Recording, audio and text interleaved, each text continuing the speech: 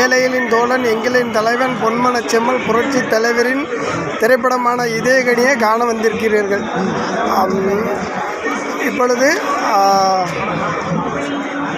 என்ன பேர் என்ன இப்பொழுது எம்ஜிஆர் பக்தரான மூத்த விசுவாசி அவர்கள் நேரலையில் ராஜா ராஜா என்றீர்கள், கூட ஒரு ராணியும் வைத்திருக்கிறீர்கள்.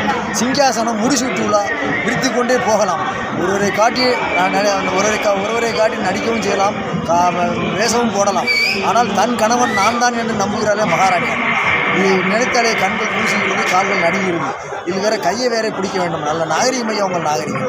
நடிப்புத்தானே வீராங்க நடிப்பா. இன்னொருவன் மனைவியுடன் கொஞ்சம் கூட நடிப்பாய்யா. அமைச்சரே, நான் ஏழை எளியவன். எனக்கு கத்தி எடுத்து சண்டை போடவும் தெரியும், கலைப்பு கொடுத்து உழவும் தெரியும். ஆனால் எங்கள் சமுதாயத்தில் பிற மாதர்களை ஏறெடுத்து பார்த்தவர் கிடையாது. உங்கள் அரணன் நேர் மாறாக இருக்கிறது. என் கடமை முடிந்து விட்டது. கண்ணியத்தோடு அனுப்பி வைங்கள். சட்டமேற்றும் அதிகாரம் அத்தனை என் கையில் தான் இருக்க வேண்டும். குடி கொடுப்பது ஆபத்துக்கிறாங்க. மக்களின் நிலை அறியாத நீங்களா நானா?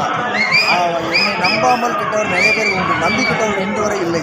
ஆகையால் அதிகாரத்தை என் கையில் ஒப்படைக்காதால் அடுத்த காரியத்தை கவனிக்கிறேன். அதிகாரத்தை உன் கையில் ஒப்படைக்காத வீராங்க எங்களையே வீழ்த்த முடியும் என்று நம்புகிறேன். அப்படி இல்லை, நான் சட்டமேற்றும் அதிகாரம் அத்தனையும் நான் பயின்றவன். ஆகையால் எனக்கு சட்டமேற்ற அதிகாரத்தை என் கையில் ஒப்படைக்காத விடுங்கள், இல்லைன்னா அடுத்த காரியத்தை கவனிக்கிறேன். 1000 சொல்லட்டுமா? நீங்கள் இப்போ திருநெல்வேலி ரத்னா தேட்டரில் இதயக்கனி படம் பார்க்க வந்திருக்கீங்க. எம்ஜிஆர் பக்தரில் நீங்கள் ஒரு மூத்த பக்தர்.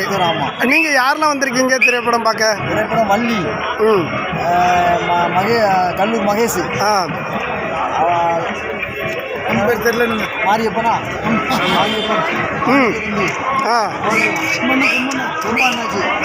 எல்லாரும் வந்திருக்கோம். இவங்கெல்லாம் நாங்கள்லாம் எம்ஜிஆருக்காக உயிரை கொடுக்க முடியாது.